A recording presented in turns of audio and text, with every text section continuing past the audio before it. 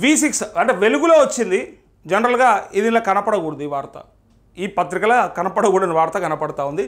గ్రామ సభల్లో గడబిడ, పథకాల అర్హుల జాబితాలపై అధికారులను నిలదీస్తున్న జనం అంటూ అధికారులను కాదు, అధికారుల వెనకాల ఉన్నటువంటి ప్రజాప్రతినిధులని నిలదీస్తూ ఉన్నారు. ముఖ్యమంత్రిని అడుగుతూ ఉన్నారు. ఇక్కడ ఏదో అధికారులను అడుగుతున్నారు, అధికారులు తప్పిదమని చెప్పడానికి పత్రిక ప్రయత్నం చేస్తూ ఉంది. కానీ ఫీల్డ్ ఎంక్వైరీ చేయకుండా లిస్ట్ ఎలా ప్రకటిస్తారు? ప్రభుత్వ ఉద్యోగులను ఎంపిక చేయడం దారుణం. ఒకే కుటుంబంలో ముగ్గురికి ఇల్లు కేటాయిస్తారా? తమ పేర్లు రాకపోవడంపై జనం ఆందోళన. ఇంకా ఎన్నిసార్లు అప్లికేషన్లు తీసుకుంటారని ప్రశ్నలు అంటూ నేను ఫస్ట్ నుంచి చెప్తా ఉన్నా. ఈ ప్రభుత్వం పెట్టింది ఒకటి, అప్లై నో రిప్లై. వీళ్ళు పెట్టుకున్నది మనం అప్లై చేసుకుంటూనే ఉండాలి, వాళ్ళు రిప్లై ఇవ్వకుండా ఉంటారు. అందుకే అప్లై నో రిప్లై కిందనే ఈ ప్రభుత్వం నడుస్తూ ఉంది. ఇగో ప్రభుత్వ పథకాలకు లబ్ధిదారుల ఎంపిక కోసం రాష్ట్ర వ్యాప్తంగా మంగళవారం ప్రారంభించిన గ్రామ సభలు చాలా చోట్ల రసాభాసగా మారాయి. రేషన్ కార్డులు, ఇందిరమ్మ ఇండ్లు, ఇందిరమ్మ ఆత్మీయ భరోసా జాబితాలో అనర్హుల పేర్లు ఉండడంతో అధికారులపై జనం ఆగ్రహం వ్యక్తం చేశారు. భూములు, రేషన్ కార్డులు, ఇండ్లు ఉన్నోళ్ళు ప్రభుత్వ స్కీమ్లకు ఎలా అర్హులవుతారని నిలదీశారంటూ చూసిరా. మొత్తం ఆగమాగం పెంట చేసి పడేసారు. నేను చెప్పినా కూడా ఈ 4 పథకాలు ఒకేనాడు అంత అర్జెంటుగా ఈ సంవత్సర కాలం అయిపోయింది, అన్నీ అయిపోయినాయి, చేయాల్సిన టైం అంతా వదిలేసిండ్రు. ఇప్పుడు చెట్ల మీద ఇస్తారు అనుకుంటున్నట్టు 4 రోజుల పథకం ఇప్పటికిప్పుడే ఇప్పుడు ఇచ్చేసేయాలి, ఇప్పుడు ఏదో ఒకటి పెట్టేసేయాలని.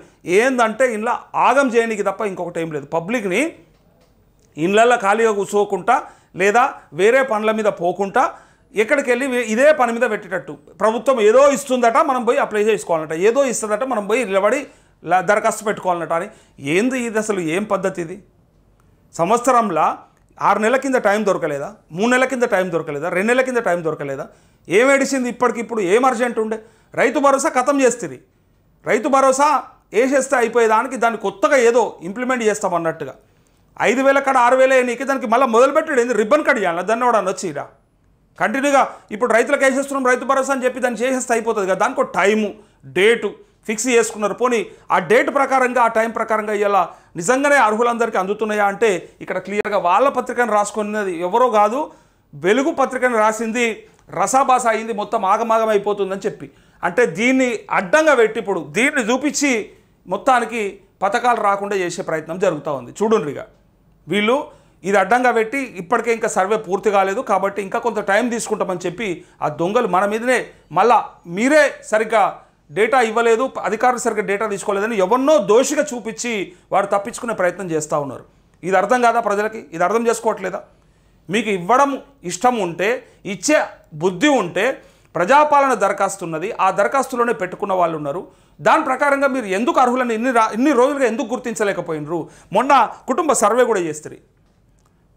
పైగా 2014లో కేసీఆర్ చేపించిన సర్వే రిపోర్ట్ కూడా మీతానే ఉన్నది.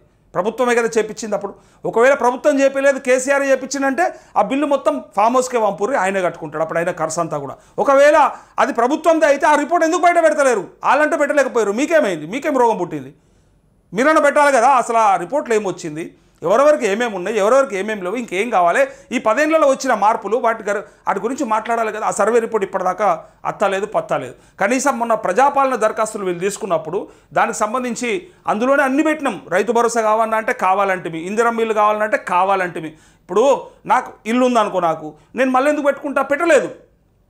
ఎవరికైతే కావాలనుకుంటారో వాళ్ళే పెట్టారు, కానీ ఆల్రెడీ ఉన్న వాళ్ళు పెడితే రాదని తెలుసు. పైగా రేపు సర్వే చేయకుంటే తీయరు కదా ఉత్తగా.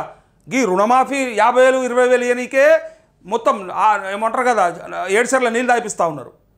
ఏవి 50,000 30,000 60,000 70,000 ఇవ్వడానికి.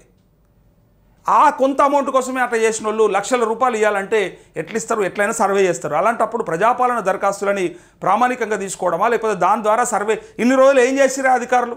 జీతాలు తీసుకుంటారు కదా, ఇన్ని రోజులు ఏం చేసారు మరి ఆ దరఖాస్తులను పట్టుకొని? ఇప్పటికిప్పుడు 4-5 రోజులలో గ్రామ సభలలో కాగితాలు పట్టుకొని తిరగాలిగా, గంగల దుంకాల వాళ్ళంతా పోయి మీరు చేసే పిచ్చి పనుల వల్ల. ఇగో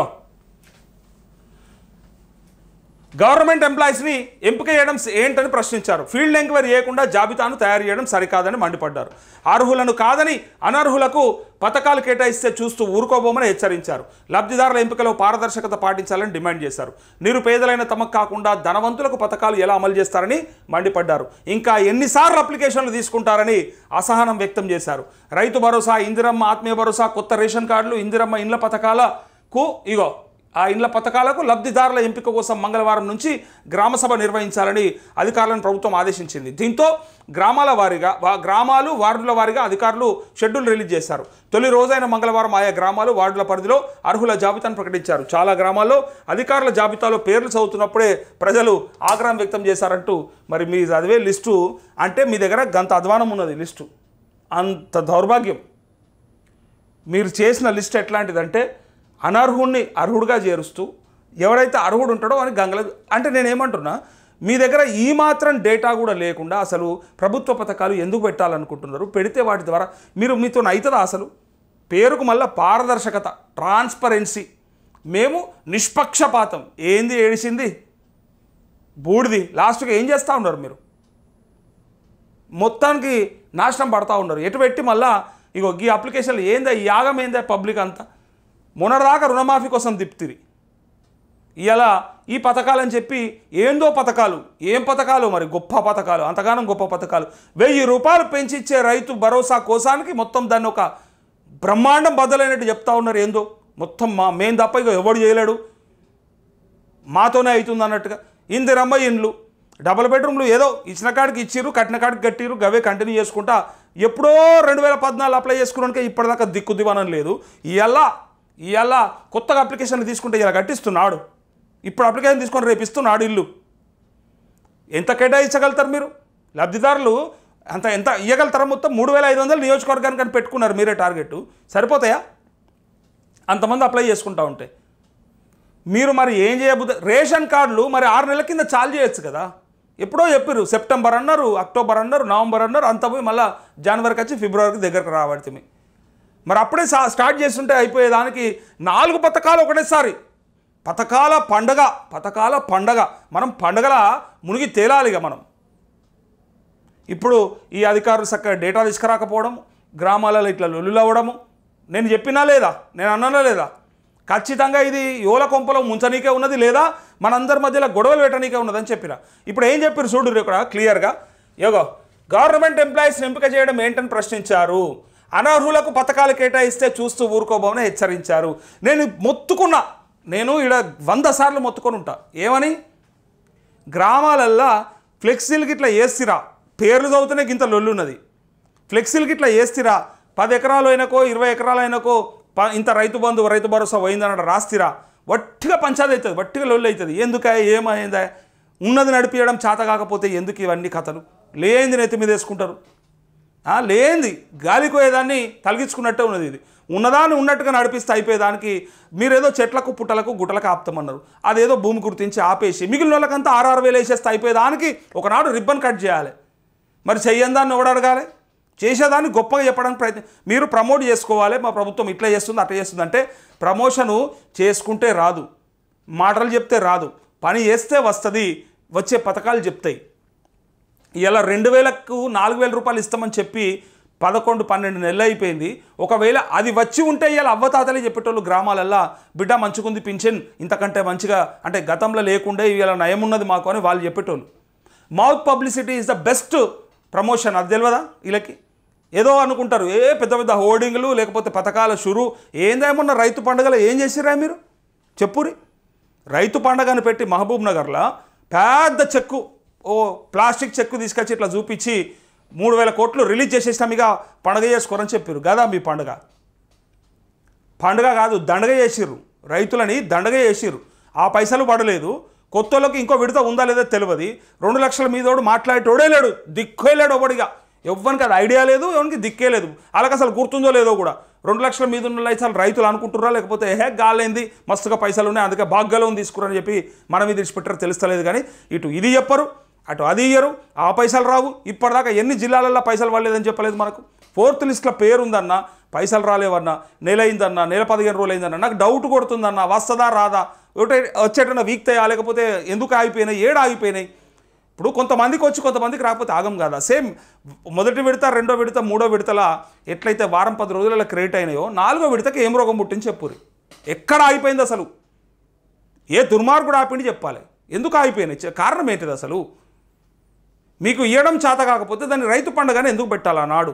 అంత గొప్పగా దాన్ని చెక్ ఎందుకు రిలీజ్ చేయాలి? అంత గొప్పగా రైతులందరికీ పడిపోతాయని 3 లక్షల మంది రైతులుగా ఫ్రీ అయిపోతారని మీరు చెప్తే మేమంతా ఆశపడ్డాం, నమ్మినాం, వస్తుంది కదా అని చెప్పి. పేర్లు వచ్చినాక అబ్బా 99% వర్క్ అయిపోయిందిగా, 1% కదా పడిపోతుంది పైసలు ఎన్నడన్నా పడతాయి అంటే ఎన్నడన్నా అంటే ఎన్నడు, ఎన్నడన్నా అంటే ఎన్నడు, ఎన్ని రోజులకి? ఓ వారం, ఓ 10 రోజులు, ఒక 20 రోజులు, ఒక నెల రోజులు.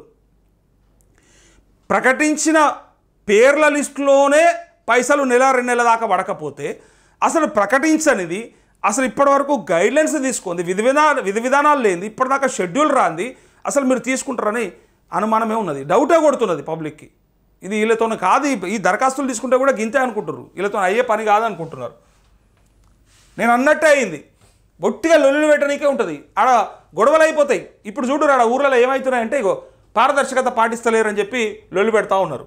అయితే ఇక్కడ చూడండి, తొలి రోజైన మంగళవారం ఆయా గ్రామాలు వార్డుల పరిధిలో లిస్టులు ప్రకటించారట. ప్రకటిస్తే చాలా గ్రామాల్లో అధికారులు జాబితాలో పేర్లు చదువుతున్నప్పుడే లొల్లు అయిందట.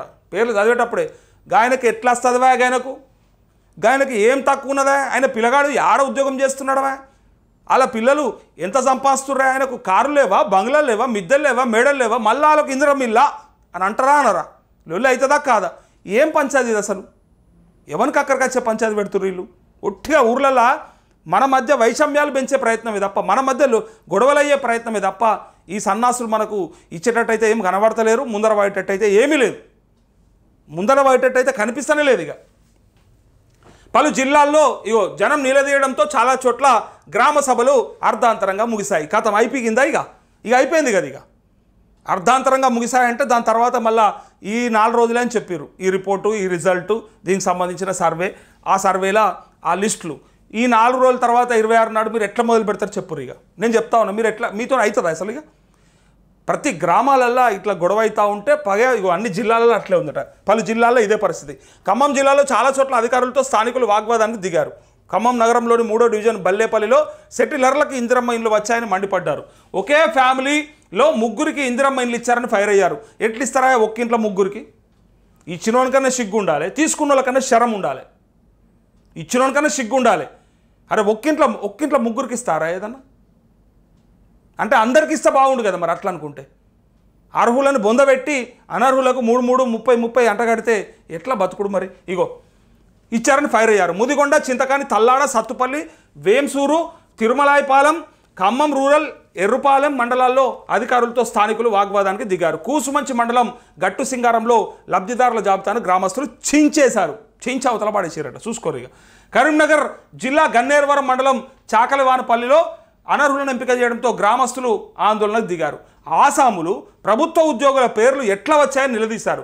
ఇల్లంతకుంట మండలం బూజనూరులో తమకు గుంట భూమి లేదని, ఇందిరమ్మ ఇల్లు కేటాయించలేదని ఓ మహిళ ఎంపీడీఓ పుల్లయ్య కాళ్ళ మీద పడేడ్చింది. హుజురాబాద్ మండలంలోని సింగపూర్, చెల్పూర్, కందుగుల గ్రామాల్లో స్థానికులు ఆందోళనకు దిగారంటూ ఇగో గుంట భూమి లేదని నాకు ఇందిరమ్మ ఇల్లు కేటాయించమని కాళ్ళ మీద కూడా ఏడ్చిందట ఒక మహిళ. ఇచ్చిన వానికి 2 సార్లు కాదు 3 సార్లు కాదు ఎన్నంటని ఇస్తారు. ఇక నిజంగా అసలు పాపం నిజంగా అవసరమైన వాళ్ళకు, ఇబ్బందులు ఉన్న వాళ్ళకు ఒక్కడు కూడా కేటాయించరు. వాళ్ళు పోయి కాళ్ళ మీద పడాలి, వాళ్ళ కాళ్ళ మీద పడాలి. ఇవి మన బతుకులు.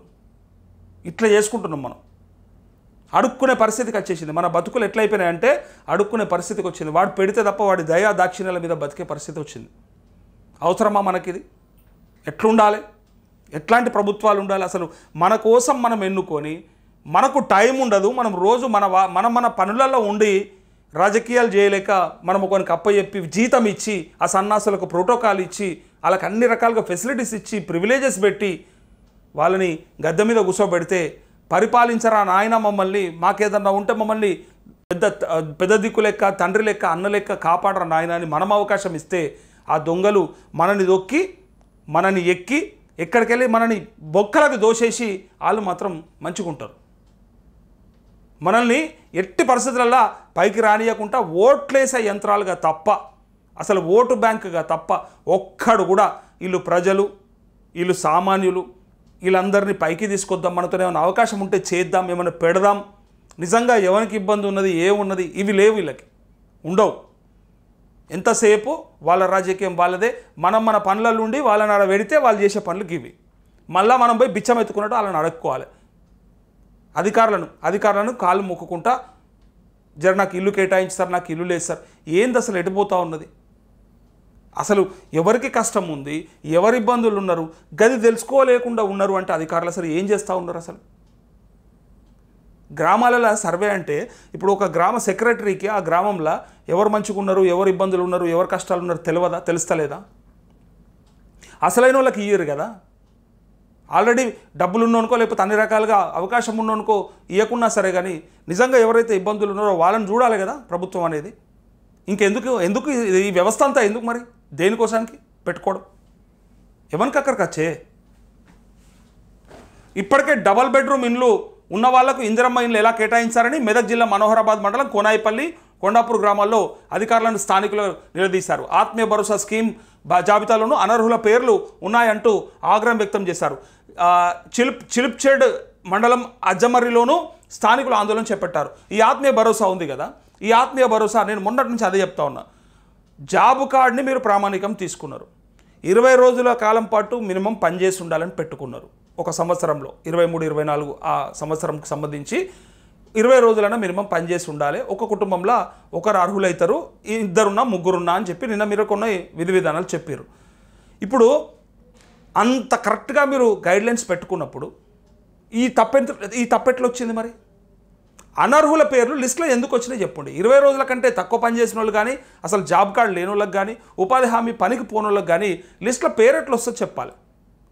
అరే గింత అధ్వానం ఎట్లుంటుందా అసలు? సర్వే ఏం సర్వే అసలు? ఏం చేసిర్రు? అప్లై చేసుకున్న వాళ్ళు అప్లికేషన్లు ఎట్లా తీసుకుంటారు? దానికి డేటా అంతా ఎట్లా పెడతా ఉన్నారు? మరి ఇదంతా సాధ్యమా? అసలు ఇవ్వగలుగుతారా అసలు?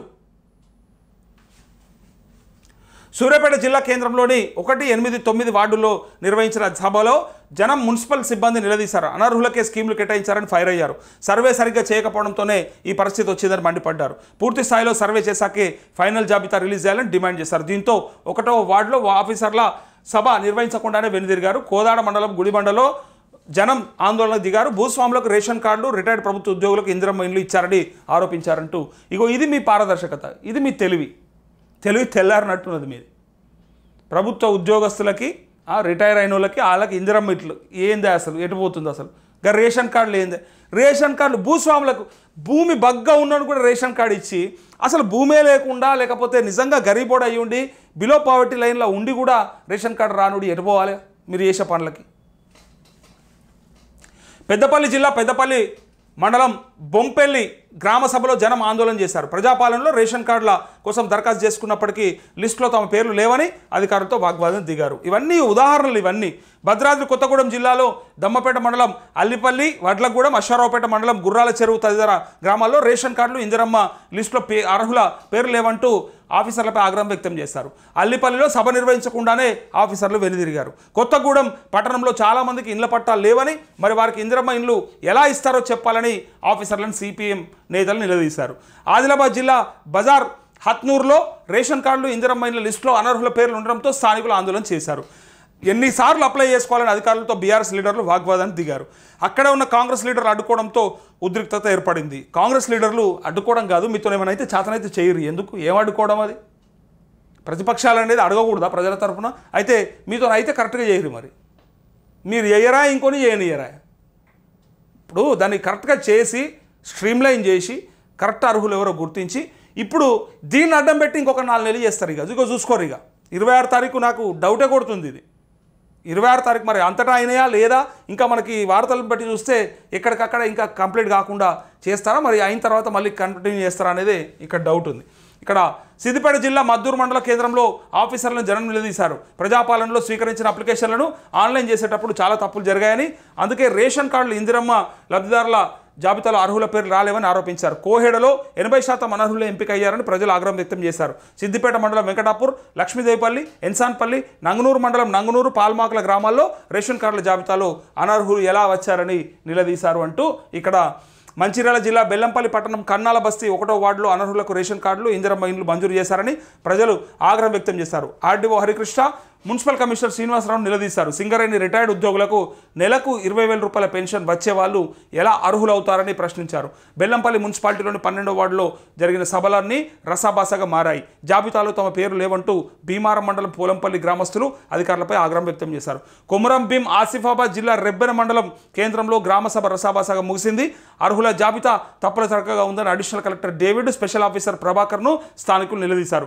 ఒకే ఇంట్లో 2-3 పేర్లు ఎలా సెలెక్ట్ చేశారని ప్రశ్నించారంటూ పూర్తిగా ఇక్కడ చూడండి. ఇక ఇదంతా ఒక పక్క ఉంటే ఈ హైదరాబాద్, గ్రేటర్ హైదరాబాద్లో ఈ జనం పట్ల చూడండి. అధికారుల మధ్య సమన్వయ లోపం గ్రేటర్ హైదరాబాద్లో జనాలను ఇబ్బందులకు గురి చేసింది. చాలామంది మనకు మెసేజ్ చేస్తారు, అన్న అక్కడిది ఓకే గ్రామ సభలు పెట్టి గ్రామాలల్లో, గ్రేటర్ హైదరాబాద్లో ఏం పెట్టిరు, ఏం చేసిరు అంటే మంగళవారం నుంచి గ్రామ సభలు పెట్టి అర్హుల జాబితా ప్రకటిస్తామని ప్రభుత్వం చెప్పింది. అయితే గ్రేటర్ వాసులు వార్డు బస్తీ సభలు పెట్టి దరఖాస్తులు తీసుకుంటారని భావించారు. దీంతో చాలామంది అప్లికేషన్లు పెట్టుకోవడానికి సమీపంలోని తహసీల్దార్ ఆఫీసులు, బల్దియా జోన్, సర్కిల్ ఆఫీసులకు తరలి వెళ్లారు. అయితే అక్కడ ఎవ్వరూ దరఖాస్తులు తీసుకోవడం లేదని తెలిసి నిరాశ చెందారు. ఎవరూ సరైన సమాధానం చెప్పకపోవడంతో తహసీల్దార్, మీసేవ, కలెక్టరేట్ రేషనింగ్ ఆఫీసులకు క్యూ కట్టారు. ఎవరిని అడిగినా తమకు తెలియదని చెప్పడంతో ఇళ్లకు తిరిగి వెళ్ళిపోయారు. రెవెన్యూ, బల్దియా, సివిల్ సప్లైస్ అధికారుల మధ్య సమన్వయ లోపం వల్లే గ్రేటర్ హైదరాబాద్లో గందరగోళం నెలకొందని తెలుస్తోంది. అయితే ఇందిరమ్మ ఇండ్ల సర్వే 78% మాత్రమే కావడంతో వార్డు సభల్లో అర్హుల లిస్టు విడుదల చేసే అవకాశం లేక సభలు పెట్టలేదని సమాచారం. చివరికి జరిగిన పొరపాటు తెలుసుకున్న బల్దియా అధికారులు ఫిబ్రవరి మొదటి వారంలో అర్హుల జాబితాను రిలీజ్ చేసి దరఖాస్తులు తీసుకుంటామని ప్రకటన విడుదల చేశారు. దీని ప్రకారం 26 తారీఖు నాడు ఈ పథకాలు ప్రారంభం అవుతాయా, అయితే నిరంతరంగా కొనసాగుతుందా, అయిన కాడికి ఇచ్చేసుకుంటా తర్వాత వాళ్ళకి ఇస్తారా, మరి ఇది కూడా రుణమాఫీ లెక్క నడబిట్లా ఎగబెడతారా అనేది ప్రజలకి వస్తున్నటువంటి అనుమానం.